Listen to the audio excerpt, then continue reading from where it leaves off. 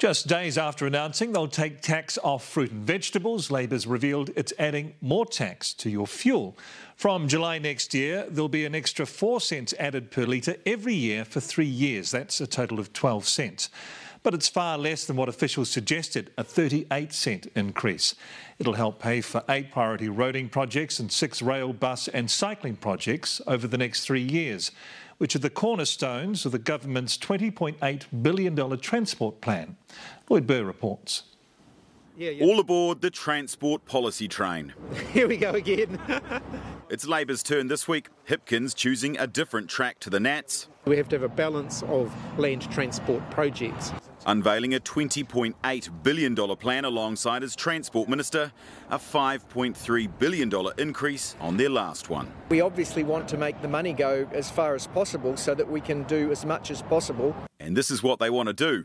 Bypassing the Brynderwyns on State Highway 1 in Northland, extending the motorway from Cambridge to Pierere, upgrading State Highway 29 at Tauranga's Tauriko, 4-laning Napier to Hastings, a second tunnel through Wellington's Mount Vic, the Hope Bypass in Nelson, Christchurch's Northern Link, and a new bridge over Ashburton's River. If we want better roading infrastructure, we have to be able to pay for that. And that means an increase to fuel tax, 4 cents per litre per year for 3 years, 12 cents overall.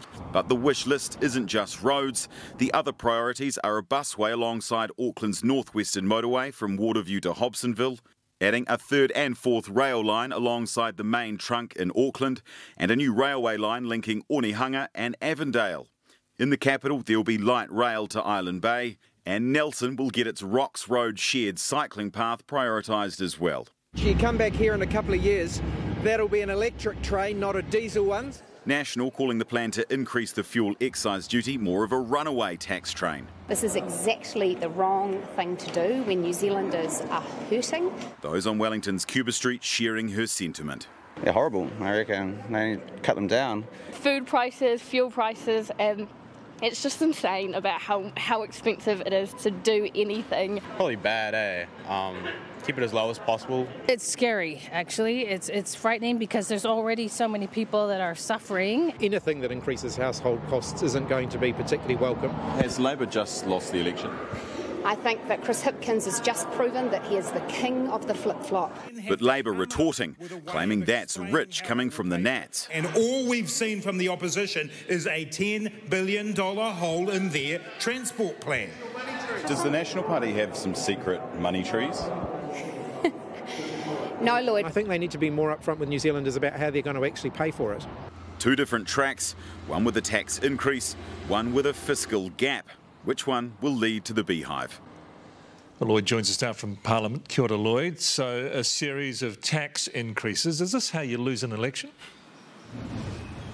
Yeah, well, it hardly seems like this is how you win an election, right? Let's introduce some new taxes right when we're polling really poorly. It doesn't exactly seem like the right plan at all. But I'll give Labor something. At least they're being transparent about where the money's going to come from. Because, as we all know, the money has to come from somewhere. The Nats, they introduced their transport plan a few weeks ago. There was $9.5 billion that was essentially put down as private funding. There was no more specific details other than that.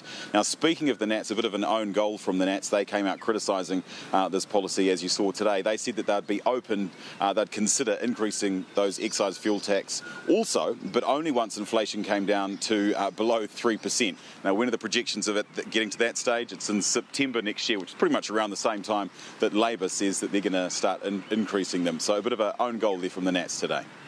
Lloyd, tēnā koe.